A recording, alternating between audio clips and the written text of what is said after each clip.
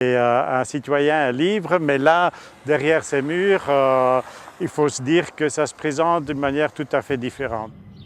Toute activité qui se fait en prison, c'est beaucoup de complications, de demandes d'autorisation, de trouver des locaux sécurisés. Enfin, c'est assez compliqué, mais la direction a été tout à fait collaborante à ce niveau-là. Oui.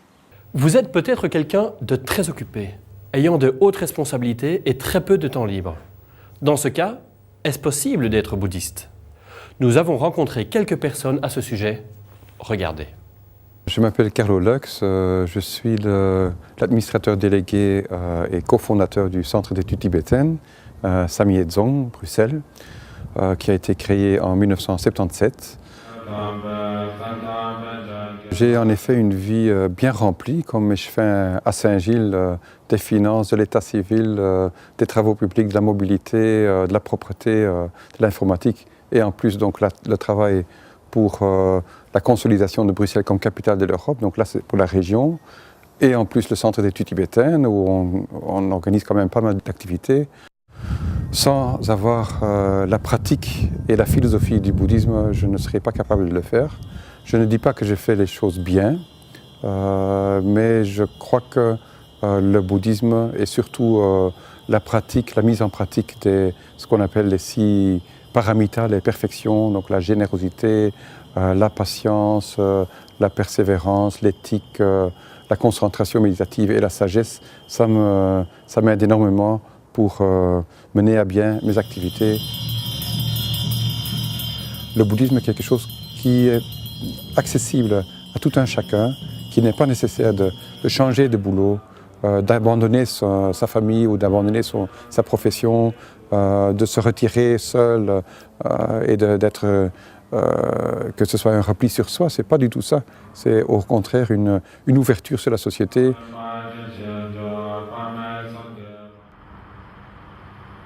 We hebben collega's boeddhisten gevraagd van hier tijdens de Open Deurweek te komen exposeren. Wij hebben onze buren uitgenodigd op de vernissage. En heel veel mensen nog steeds na al die jaren, die waren heel verwonderd en die zeiden: ah, nu woon ik hier 2 straten verder en er is hier verdorie een boeddhistisch centrum. En ik wist niet dat jullie ook zo waren, net zoals wij. Il n'y a aucune, comme vous le savez dans le bouddhisme, aucune volonté de vouloir convertir les autres. Chacun vit sa vie comme il veut, mais on a toujours mis tout en œuvre pour que ceux et celles qui cherchent cette approche spirituelle qu'est le bouddhisme, de pouvoir y rencontrer les lamas, les moines, les représentants, les enseignants. Et donc le voisinage est laissé en paix. Mais ils savent que même quand ils ont besoin de quelque chose, qu'ils peuvent s'adresser à nous et qu'on n'est pas une communauté qui serait plutôt nuisible pour la vie en commun, au contraire. Je suis présidente du comité de direction du service public fédéral intérieur. Donc avant on appelait ça un ministère. Donc je suis en fait le top manager de ce département, où on a beaucoup plus d'ouverture, je crois, en tant que bouddhiste, et beaucoup plus attention au bien qu'on peut faire à l'égard des gens. Donc c'est-à-dire que la manière d'approcher le travail est relativement différente, dans la mesure où on considère le citoyen d'une autre manière, et on a beaucoup plus de respect, me semble-t-il, aussi des situations humaines et de la manière dont on peut essayer de travailler pour les gens. Je travaille au ministère de l'Emploi, au bureau du chômage, et je suis amené à recevoir des gens, soit qui viennent pour apporter des informations, soit qui viennent parce que leur dossier de paiement au chômage est bloqué. Donc il y a des situations parfois assez difficiles. Ce qu'il y a, c'est que souvent, dans une administration, ils tombent sur des gens qui vont juste appliquer la réglementation sans faire de cas de ces personnes-là. Donc ce qu'ils demandent, c'est une écoute.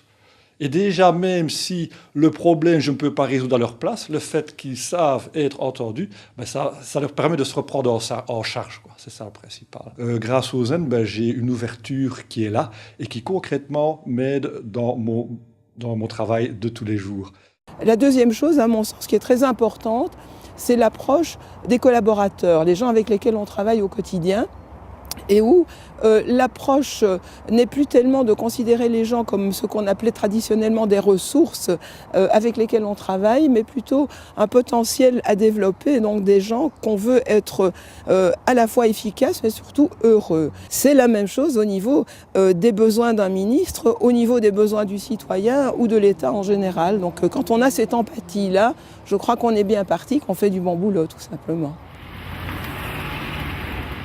La Bourse de Bruxelles, c'est une des plus vieilles institutions financières de Belgique, puisqu'en fait, le mot bourse vient d'une famille qui habitait à Bruges au XVe siècle. C'est en fait une institution qui cote, qui formule un prix donc, pour toute une série de sociétés, à peu près 200 sociétés, et qui brasse bon jour, mauvais jour, entre 400 et 600 millions d'euros de transactions. Quand on dirige une entreprise, on doit être en paix avec soi-même, et qu'on peut très difficilement diriger des gens, les guider, les faire devenir meilleurs tous les jours, sans avoir soi-même une volonté d'amélioration et de développement de l'individu et du groupe. Et j'ai été assez frappé par le fait que le bouddhisme, sans être moi-même donc un adhérent, donne ce message de calme et d'apaisement, de lâcher prise, qui aide, je trouve, à avoir des rapports humains plus ouverts, plus apaisés, moins, on va dire, moins transactionnels, plus confiant. Ik ben een manager. Ik ben een doener. Ik ben iemand die de dingen naar zijn hand zet. Zo ben ik getraind, daar word ik voor betaald. Sinds dat ik meer en meer mediteer, heb ik minder en minder de neiging om dat te shapen, te vormen. Maar meer en meer te zijn. En zelf een receptief object te zijn van gewaarwording. J'exerce la profession d'avocat depuis plus de 20 ans maintenant et je m'intéresse, je dirais, de près au bouddhisme depuis, disons, environ 18 ans. La démarche, et ça c'est très important dans le bouddhisme, ne peut venir que de la personne elle-même. Et bouddhiste, la personne qui se considère comme telle, elle n'a même pas besoin de s'appeler bouddhiste, ça n'a aucune espèce d'importance, et c'est une démarche qui est strictement individuelle, et dans lequel le clergé ou l'environnement, les pratiques, tout ce qui existe, n'est là que pour l'aider sur son chemin individuel. Dans le bouddhisme, l'éthique est très importante, le respect de soi, de chacun et de toute chose. Des choix de chacun, et ça dans tous les domaines, y compris ceux de l'avortement, de l'euthanasie et du traitement des animaux. Ce qui est important dans l'éthique bouddhiste, c'est qu'on donne une plus grande importance à la motivation et à la compréhension de ce que l'on fait. Ou par exemple, par rapport aux questions sur l'avortement ou l'euthanasie, tout est une question de circonstances, tout est une question de motivation, tout est une question de moment. Dans l'avortement, qui est pour l'avortement? En réalité, personne n'est pour l'avortement. Simplement, ça peut apparaître dans certains cas comme une solution qui est peut-être préférable, compte tenu des circonstances, au fait de ne pas le faire. Et l'approche bouddhiste n'est jamais de juger, en tout cas. Donc même si quelqu'un a commis un avortement, l'idée n'est pas du tout de juger cette personne, elle a fait ce qu'elle a pu. Donc, je m'appelle Yvan Beck, j'ai 52 ans maintenant, je suis vétérinaire et je suis les enseignements bouddhistes depuis une quinzaine d'années. Dans le bouddhisme, il n'y a jamais rien de formel. On donne un outil, on dit voilà, essayez-le, voyez, est-ce que ça sonne juste pour vous ou pas? Et puis si ça sonne juste, ben oui, on veut aller plus loin.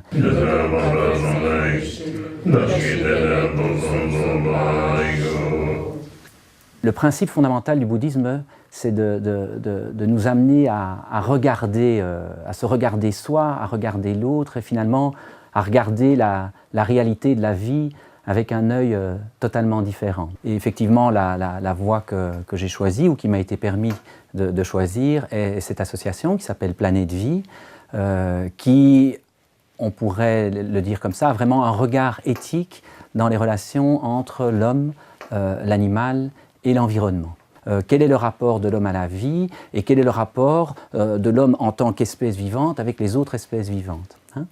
Et puis maintenant, depuis quelques années, cette réflexion s'est vraiment ouverte dans le cadre d'un tout gros dossier qui est essayer de replacer la production et la consommation de viande au niveau mondial dans le cadre du possible d'un développement durable, planétaire et solidaire. On va décliner tous les impacts de cette production dans différents aspects de la société, que ce soit l'environnement, les changements climatiques, la santé, le bien-être animal, l'éthique, les transports, l'eau, de façon à voir vraiment